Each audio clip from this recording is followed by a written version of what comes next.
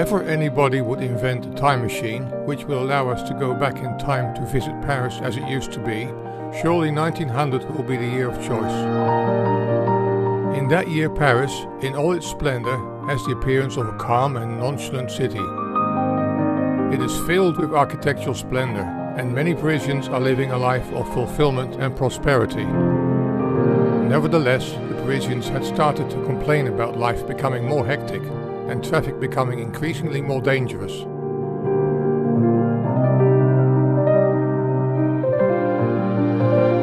The year 1900 marks the beginning of a century that will take the shape of a dazzling fireworks display by the opening of the l'Exposition Universelle.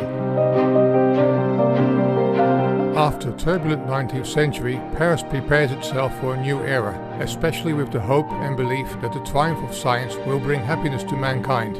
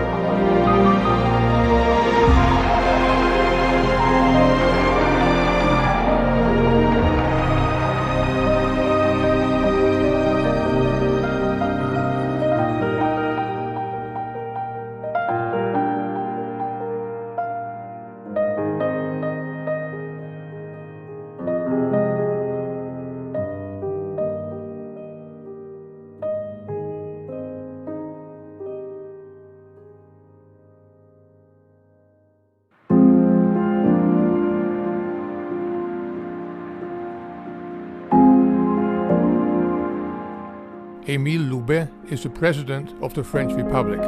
He is a man without much presence, but of modest spirit, who is proud of his peasant origins.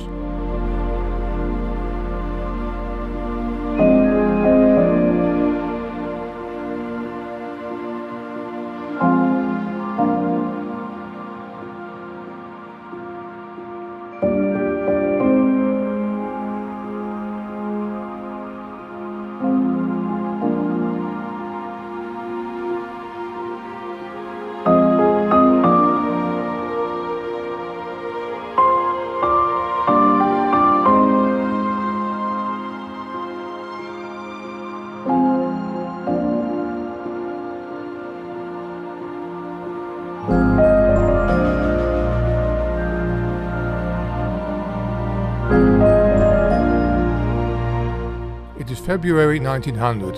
On the big boulevard behind a huge crowd of spectators, a steam omnibus passes. On April the 15th, President Loubet, accompanied by Mr. Laurent, inaugurates the exhibition.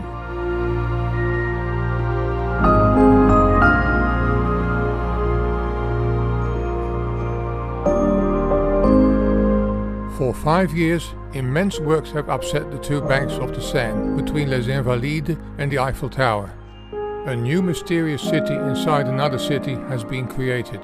The whole district of Paris has undergone a metamorphosis of mega proportions.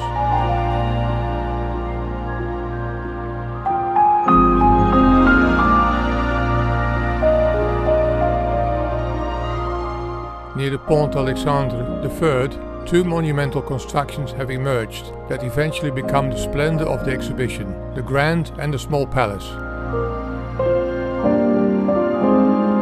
The Grand Palace is devoted to fine arts, contemporary paintings and sculptures.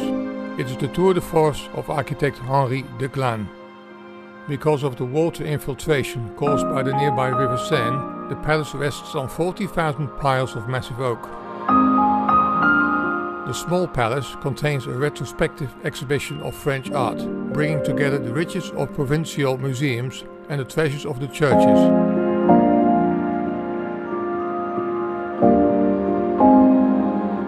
The first metro line between Port-Maillot to Port-Vincennes was inaugurated on the 19th of July 1900. One of the most remarkable engineering wonders of the exhibition is the trottoir roulant. It consists of two moving sidewalks that run in parallel. One runs at a speed of 4.5 kilometers and the other at no less than 8.5 kilometers per hour.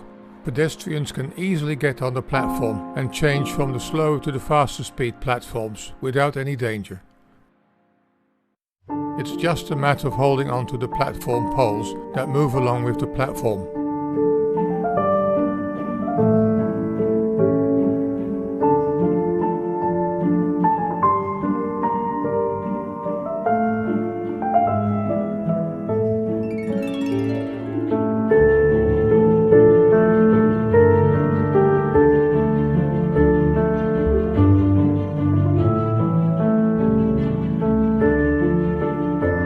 On the left, an inexperienced young woman tries to move from one platform to another without losing her dignity.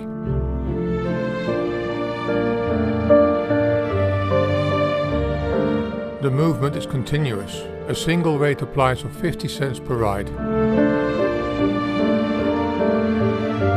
The moving sidewalk passes in the background, while in the foreground the sidewalk rolls in the opposite direction.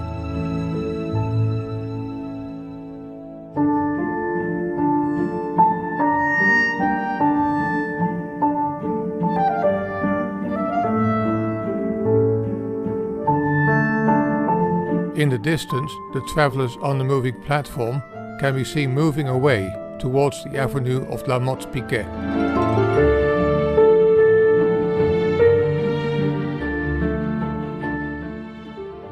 On the Esplanade des Invalides, in front of the Alexander III Bridge, a city of white palaces made of wood and plaster has risen out of the ground. Countries from around the world compare their products, like furniture, carpets, jewelry, fabrics, rubber, as well as show their recent applications of great novelty. The moving sidewalk then runs along the Quai d'Orsay towards the Pont Alma.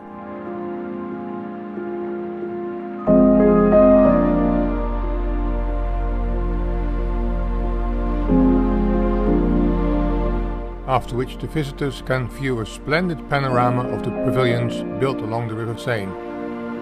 Rolling footbridges connect the platforms with the palaces, while the visitors follow this route. This strange-looking building of Sweden is constructed with layers of wood.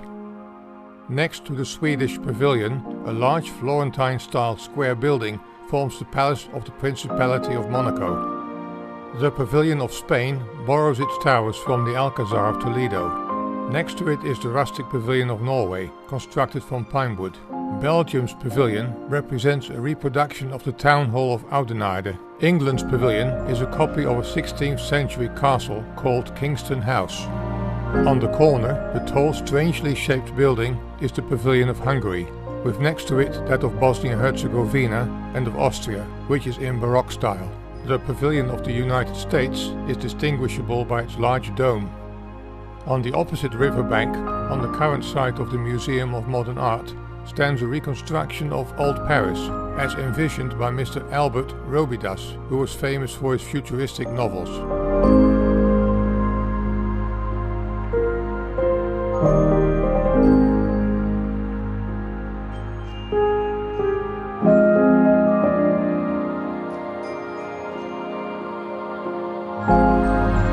Not very far from there, a large Swiss village has been erected between the Avenue de Suffren et La Motte-Piquet.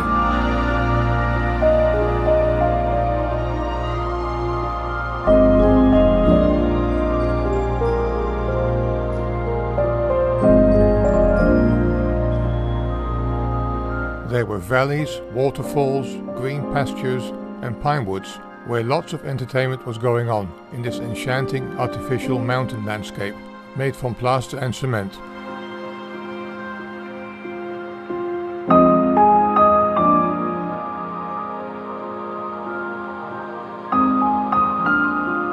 The celestial globe was 60 meters high. Inside, concerts were given, conducted among others by Saint-Saëns. Near the Avenue de la Bourdonnais, the moving platform passes in front of the buildings at the height of the windows of the first floor.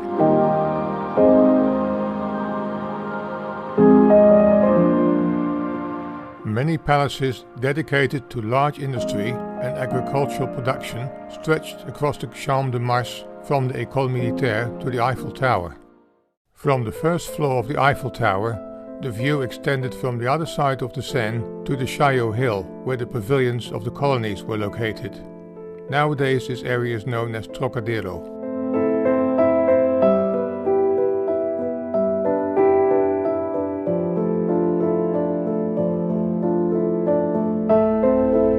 The wonderful palace of electricity was adorned with a diadem made from zinc and glass, which at night would emanate multicolored sparks representing the fairy of electricity.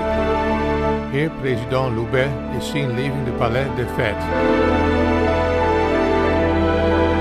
It was a large circular room with a huge dome of 90 meters in diameter.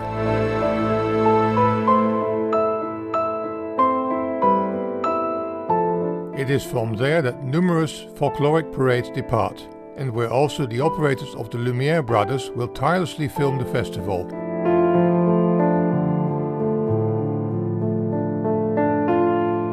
This is the Feast of Wine. The next procession is dedicated to woman, who is queen of all these parties, queen of flowers, queen of perfumes, queen of all the dreams that tourists have about the style of Parisian life.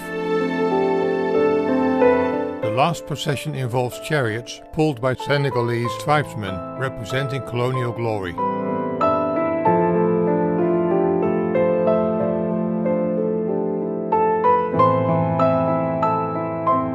The chariot is escorted by women, who for mysterious reasons are adorned with white wings.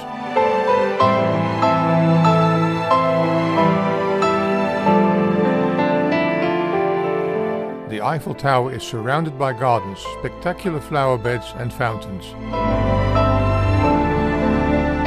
In the background on the right is the imposing pavilion of machines. At the foot of the Trocadero Hill, the pavilions of French and foreign colonies are grouped together. The whole hill breathes the air of an exotic dream, whereby the Casbahs mingle with the mosques, pagodas and the straw huts. Traditional local dances are performed, mint tea is served and children mingle in.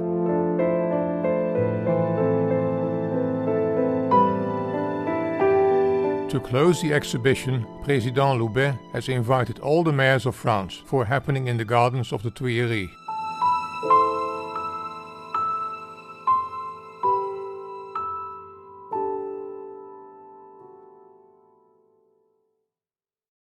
The exhibition was not only a success, but also a blessing for the French people, who had thus far travelled little across the world, and this way got the opportunity to somewhat shake off their hatred towards foreigners. The exhibition had relaxed the nerves and stimulated a truce between men. The images of this event have a much further reach than simply a faint memory stored in family albums. These gentlemen with moustaches and hats were at the forefront of development that seems natural to us today. The year 1900 saw the beginning of a new era that would produce great things to the benefit of mankind, like the internal combustion engine, the first airship, the invention of liquid air, the cinema, the first giant transatlantic ocean liners, and especially the domestication of electricity. The fairy of electricity on top of the palace of electricity truly sparkled with brilliance. Hopefully you enjoyed the journey in our time machine to a time when Paris was at its peak, in a period during which the technological marvels of today's society were in its infancy.